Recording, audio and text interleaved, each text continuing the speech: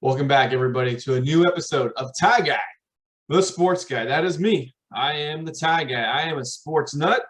I love talking about sports. I can talk about sports all day, every day. So today, a topic of conversation is going to be the gentleman for the pitching studs and the hitting studs of last night, and also some guys who are going to bounce back this year in fantasy football. I am Tie Guy, the sports guy. Please like, subscribe, share, add. Happy Thursday, everybody. Today is May 6th, 2021. I hope we've had a great day so far. So we're going to get right into it. Top performers last night for the hitters. The Toronto Blue Jays last night, their 3, 4, 5 hitters had a great night. They went 7 for 14. The gentleman had 4 runs and 6 RBIs. So if you had any of those guys last night, you were very happy with the results. The next guy we're going to talk about is Adam Duvall for the Miami Marlins. He had a great night. He went 2 for 4. He had a run, a bomb, and 4 RBIs. So Adam Duvall, if you had him, he was a nice pickup for last night. Another guy from the Miami Marlins who had a wonderful night was Miguel Rojas, their leadoff hitter, playing shortstop. He went 2 for 3 with 3 runs, 2 RBIs. So he had a really nice night last night too as well. Oh, I'm sorry. He had also 1 double and 1 triple in that. So his slugging percentage was nice and high last night if you owned him last night in fantasy baseball. Well, the next guy we're going to talk about is Nolan Arenado. They had 2 games yesterday against the Mets. The first game, he went 2 for 3. He also had an RBI and a run scored. So he had a very nice first game. They only play 7 innings in a traditional doubleheader now. In case you didn't know it, that was a rule change from last year. Instead of doing 2 9s, they do 2 7s now. And one of the other top hitters last night was Charlie Blackmon for the Colorado Rockies. He went 2 for 4 with a couple of RBIs too as well. Some of the top pitching performances yesterday. The first guy we're going to talk about, I put him on the list. He only went 5 innings, but the reason why I did it is because his ERA was over 10 going into last night. So last night he definitely helped himself, lowering his ERA, pitching really nice for the Atlanta Braves. Max Fried, he went 5 innings, had 6 strikeouts, 1 earned run and 4 hits. So he had a nice whip. He also had a really nice K for 9 innings. It was over 9. So anytime you get a pitcher in fantasy baseball, you definitely want to get the whip down and the Ks per 9 up. So good job for Max last night. Hopefully this is getting him back on the right track, as he does have a lot of talent. A lot of those Atlanta pitchers do. So hopefully, once one pitcher gets going, hopefully the rest of the team gets going and they start, hitting on all cylinders for Atlanta. They got a ton of talent on that team. All right, the next guy we're going to talk about is from the Chicago White Sox, Dallas Keuchel. If you watched the game yesterday between the Reds and the White Sox, there was one thing missing. That was offense. There was none in that game whatsoever. It went 10 innings, 1 run for both teams. So if you had anybody from either one of those staffs yesterday, you were very happy. Dallas Keuchel went 7 innings, gave up 2 hits, had 1 strikeout, so he was definitely on. He was getting a lot of ground balls. He was definitely himself yesterday. The next guy we're going to talk about, same game, Sonny Gray. He had a tremendous game. He went 7 innings. 7 innings, and he had 8 strikeouts. So Sonny Gray is definitely doing his thing. He is the ace of the Cincinnati Reds pitching staff. There is no doubt he is pitching like an ace right now. And the last guy we have to talk about, I missed one guy. I'm sorry. Yu Darvish. He had a very nice game yesterday for the San Diego Padres. He went 5 2/3 innings. He had 8 Ks. So Yu Darvish is doing Yu Darvish things. And the last guy we got to talk about, we saved the best for last. John's mean. He threw a no-hitter yesterday for the Orioles. 10th time in the history of the Orioles franchise that it has been done. He also struck out 12 guys yesterday. So John Means had a great game. Obviously, a day he'll never forget for the rest of his life. So tip of the hat to you, Mr. Means. Great job throwing a no-hitter on any level, professional, minor league, college, high school, anything like that's a huge accomplishment, and it's something he's never going to forget, and especially all of his teammates that were on the field that day too as well. So congratulations, John. You deserve it, buddy, and enjoy the moment for as long as you can, and until your next start, basically enjoy it. All right, so those were the highs yesterday for the Major League Baseball on Wednesday. Now we're going to flip to some fantasy football. What I'm going to talk about here, and this is just my opinion, so these are the guys who I think are going to bounce back years for different reasons, but they're going to be drafted way too low, and these are the guys that you can pounce on later in the rounds, and they're gonna basically bust out of the ceiling that they are given right now. The first guy we're going to talk about is Jalen Hurts, quarterback for the Philadelphia Eagles. The reason why I have him as the guy who can bust out is he does have lots of weapons. He does have Ertz still for right now. They do got Goddard. They got 2 first-round receivers they got the last 2 years with Jalen Reagor and Smith from Alabama this year. So he also does have Miles Sanders, who does catch the ball out of the backfield. And also, too, he's got an element that is really good for fantasy football, which he can rush to as well. Anytime you got a mobile quarterback, it's going to be his second year. He didn't really play a full year last year. So technically he's not a rookie, but he's still going to have, maybe some rookie mistakes this year. But I think having him being able to rush, if he can get you 4 or 5 touchdowns this year in the rushing department, I think you're going to be very happy with them. I think the Eagle offense is going to be much better this year than it was last year, just because of the fact there's not going to be such a huge cloud over everything between him and Carson Wentz and, who's the guy, who's not the guy, and all that stuff in between. So, and plus when the play breaks down, he has another added element to the offense too as well, where he can scramble, he can do his thing, he can get a couple of yards. I mean, even if he gets you 20, 30 yards a game, that's still 2, 3 extra fantasy points. If he gets you another touchdown, that's 6. So that could be 9 extra fantasy points just right there. So that's definitely going to add up and make it for a very nice year for him. Next guy we're going to talk about is Damian Harris, running back for the New England Patriots. Last year, he missed the first, I believe, 4 to 6 games with I think an ankle injury. I can't remember exactly what it was, but he's gotten rave reviews from Bill Belichick. They love him. He's a running back out of Alabama. And in case you missed the draft this year, Bill Belichick basically selected anybody that he could out of Alabama. So they're going to have a connection there, the ties there. Look for Damian Harris to have a really nice year. Cam Newton's going to be their quarterback to start off. They're probably going to do a lot of RPOs, Newton, Harris. So look for that connection to be really nice. Harris is a little bit lower in the draft. He's probably right where he should be. He's not going to be a top 10 running back, but I think his ceiling's probably top 15. But if you can get him lower in the draft, and if he does pop off, if he does some nice things, you're going to be very happy with getting him with a lower draft pick. Another guy who should break the ceiling this year should be Mike Davis, running back for the Atlanta Falcons. With this draft right now, as we all know, they got the best offensive weapon, according to many people, in Kyle Pitts this year. They already have 2 wonderful, outstanding receivers in Julio Jones and I'm drawing a blank on the other guy. Sorry. But they have 2 good receivers, Kyle Pitts. They're going to have to have those guys all be covered. Mike Davis is going to see very, very, very few 8-man boxes, if any, all this whole year.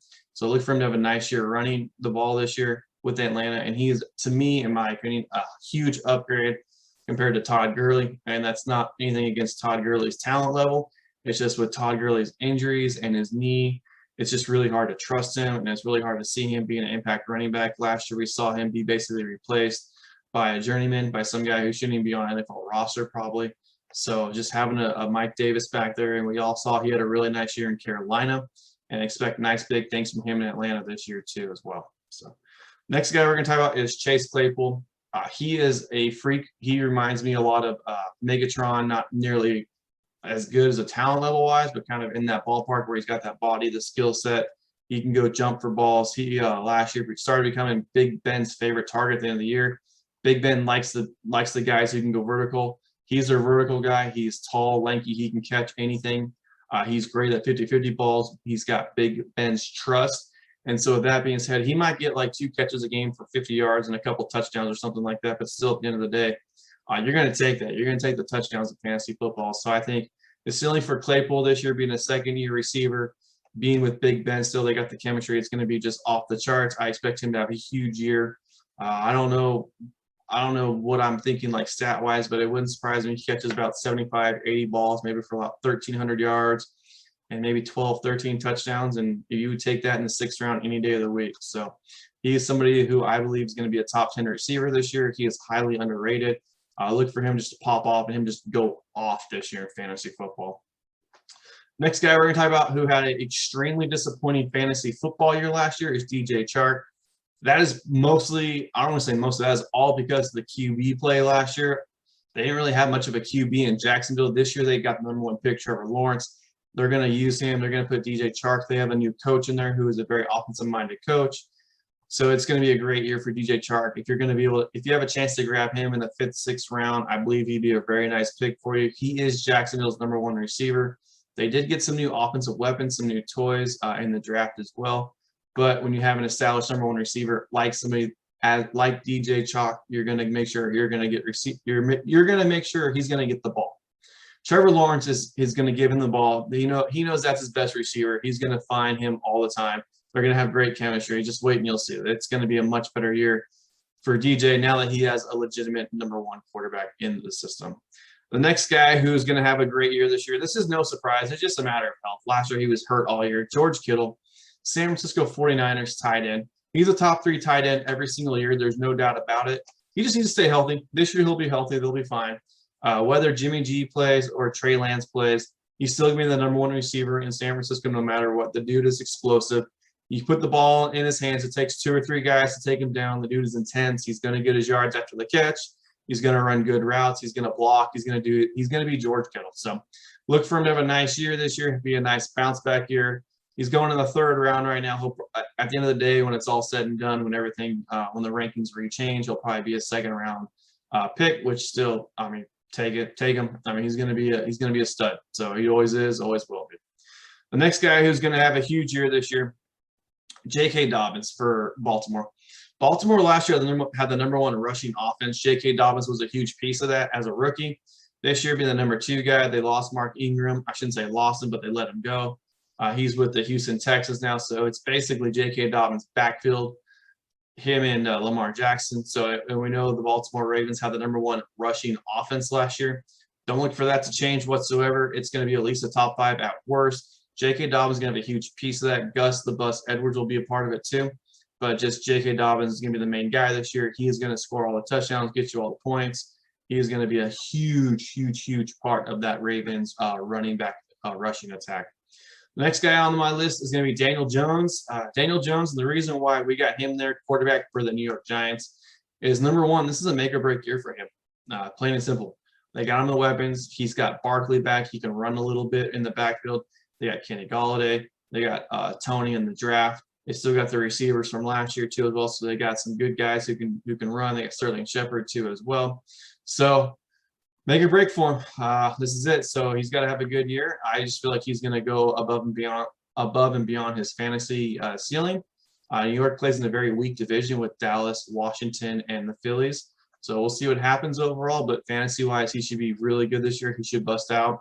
He should have a very legitimate year. He'll be a very nice RB2 in fantasy football this year. It won't be a top 10, but I think somewhere between the 12 and 15 range would be a really good place to put him.